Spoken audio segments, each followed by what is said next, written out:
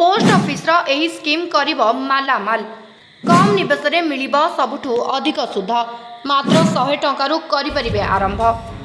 जदि आपण सुरक्षित सह भल रिटर्न अनुसंधान अछंती तेबे पोस्ट ऑफिस संचय योजना गुड़िक आपणक पई विकल्प होई पारे।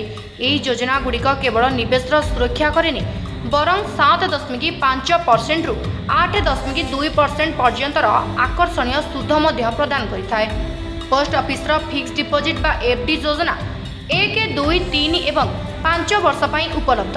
5 वर्ष मध्य एफडी रे 7.5% सुध प्रदान करा जाउची। धारा 80C अधीन रे एही योजना रे विनियोग उपरे टिकस छाड़ मध्य उपलब्ध जहाँ एहाकू अधिक लाभदायक करिथाय। सेहीपरि महिला मानक पई करा जाइतिबा महिला सम्मान सेविंग सर्टिफिकेट योजना रे 2 वर्ष पई निवेश करा जाई परिबा। एथिरे 7.5% सुध हार उपलब्ध। विनियोग सीमा हेउची 1000 रु 2 लाख टंका। एही योजना 31 मार्च 2025 पर्यंत उपलब्ध।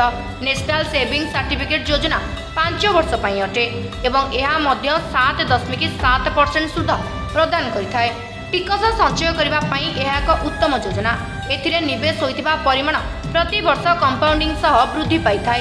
सीनियर सिटीजन सेविंग स्कीम केवल 60 वर्ष एवं तद्रुत लोकंक पई सर्वोत्तम योजना। यह 5 वर्ष पई यह 8.2% सुध देइथाय। एथिरे सर्वाधिक 30 लाख टंका विनियोग करा जाई परिबो एवं प्रति त्रैमासरे एथिरे सुध प्रदान करा जाइथाय। सुकन्या समृद्धि योजना झियामानक पई चलितबा एक उत्तम स्कीम अटे। जेउ योजना रे 8.2% सुध प्रदान करे डाकघर।